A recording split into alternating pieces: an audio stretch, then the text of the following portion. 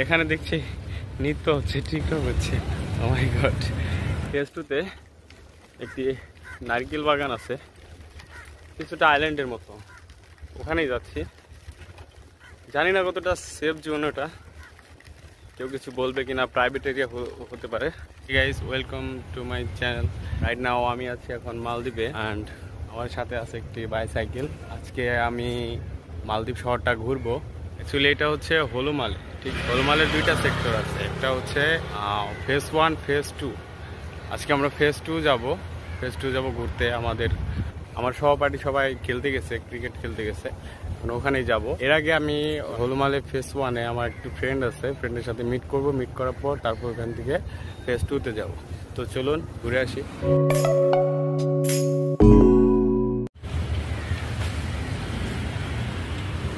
মালদ্বীপের আপনি যে এরিয়ার কথাই বলেন না কেন, খুব ছোট একটা এরিয়া থাকে। ইভেন আপনি যেদিকে যাবেন এরকম সাগরের ভিউ পাবেন। সাগরের পাশ দিয়ে আমি যাচ্ছি। ওয়াও, মাশাআল্লাহ, অনেক সুন্দর।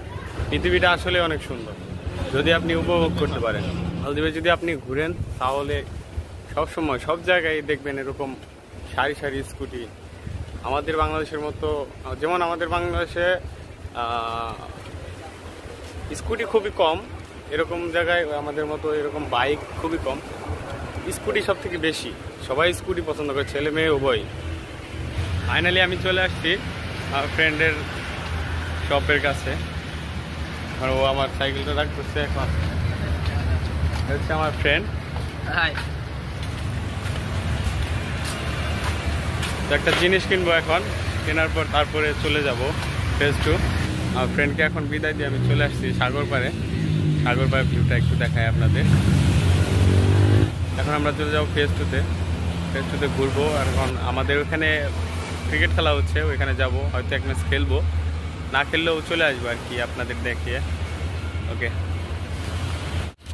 ফেজ 1 থেকে ফেজ 2-তে যাওয়ার সময় আপনার সামনে এরকম একটা ব্রিজ পাওয়া যাবে।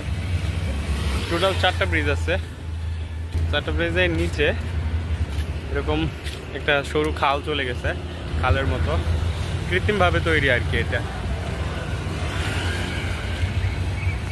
এরকম সুন্দর একটা ভিউ। ফেজ 2-তে একটি নারকেল বাগান আছে, কিছুটা আইল্যান্ডের মতো। ওখানেই যাচ্ছি। জানি না কতটা সেফ জোন ওটা, কেউ কিছু বলবে কিনা, প্রাইভেট এরিয়া হতে পারে। তো যাচ্ছি, সাথে থাকুন, দেখা যাক কি হয়। বাট ওখানে গেলে হয়তো সুন্দর একটি ভিউ পাবো। পুরোনো বিমান এরকম ভাবে রেখে দিচ্ছে, একটু খুব সুন্দর লাগছে। আসলে বিমানকে কখনো এরকম বিমান, এত ছোট বিমান কখনো এত কাছ থেকে দেখা হয় নাই। এখানকার এরিয়াগুলো একদম পরিত্যক্ত। দেখেন বাড়িগুলো সব পুরনো, ভেঙে গেছে, এরকম একটা অবস্থা। আসলে ওইদিকে যেতে চাইছিলাম বাট যেতে পারলাম না। এদেশের পুলিশ কর্মকর্তারা ওইখানে চেকিং করতেছে। ওইটা আসলে পরিত্যক্ত এলাকা। একটা সময় ওই জায়গায় অনেক বেশি পানি হয়েছিল, এর কারণে বাড়িঘর সব অনেক ক্ষতিগ্রস্ত হয়েছিল। এই কারণে আর কি ওইদিকে যাওয়াটা নিষেধ। কে কেন যাচ্ছে, কী কারণে যাচ্ছে, খুব বেশি প্রয়োজন না হলে যাবে দিচ্ছে না আর কি। এই কারণে ওইদিকে গেলাম না, ঘুরে চলে আসলাম। এখন আমি যাচ্ছি আমাদের যেখানে খেলা হচ্ছে, ক্রিকেট খেলা, ওইখানে মাঠটাতে যাচ্ছি। আসলে মাঠ না, পরিত্যক্ত একটি এরিয়া, যেটা আপনার সমুদ্রপৃষ্ঠ থেকে মাটি উঠিয়ে ভরে রাখা হয়েছে। এখানে এইরকম বড় বড় ভবন হবে, এই আর কি। মালদ্বীপের ভূপৃষ্ঠ অনেক ছোট, এই কারণে সমুদ্রপৃষ্ঠ ভরে ভরে তাদের বসবাসের জন্য জায়গা বাড়াচ্ছে আর কি। অলমোস্ট আমি চলে আসছি। আসলে সপ্তাহে একদিন শুক্রবার থাকে, শুক্রবারে আমাদের হলিডে থাকে। এই হলিডেতে আমরা খেলাধুলা করলে আমাদের ভালোই লাগে।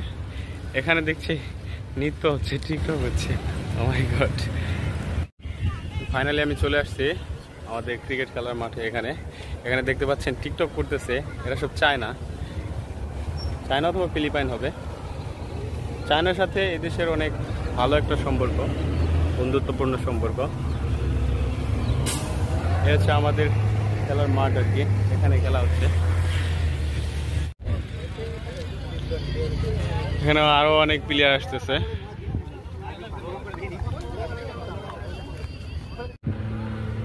अभी वो अभी तो ये नो दिया वो नहीं देखा, वो आउट दे दिया देखा। No ball.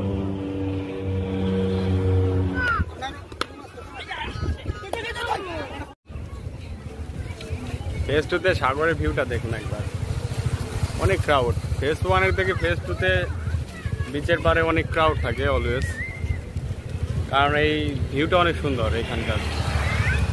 সাগর পাড়ে আসলাম, অনেক সুন্দর একটা ভিউ, জাস্ট দেখুন একবার।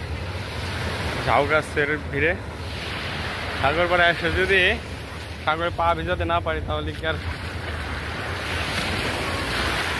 মজাটা পাওয়া যাবে? কত সুন্দর পানি দেখছেন, নীল সাগর, একদম নীল পানি।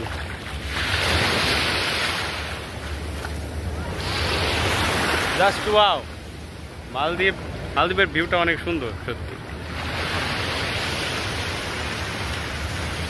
ছুটে যাওয়ার পরে ক্রিকেট খেলতে চাইছিলাম না, বাট জোর করে এক ম্যাচ খেলতে হলো, জোর করে নামাইছিল আমাকে আর কি। তো যাই হোক, দেখুন একবার পুরো প্যান্ট ভিজিয়ে দিচ্ছে আমাকে সাগরের ঢেউ। ছোট ছোট বাবুরা খেলতেছে,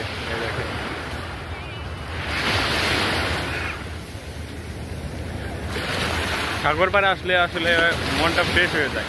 সাগরের ঢেউ দেখলে, সাগরের গর্জন শুনলে, আসলে প্রাকৃতিক সৌন্দর্য দেখলে আসলেই অনেক ভালো লাগে। যাই হোক, দিন শেষে এটাই বলবো, প্লিজ আমার চ্যানেলটা সাবস্ক্রাইব করবেন, পাশের বেল আইকনটা ক্লিক করে দেবেন, আমাকে সাপোর্ট করবেন। আপনারা না থাকলে কিছুই না, আপনারা যদি সাপোর্ট করেন তাহলে হয়তো আরও ভালো ভালো ভিডিও উপহার দিতে পারবো। ওকে, আল্লাহ হাফেজ।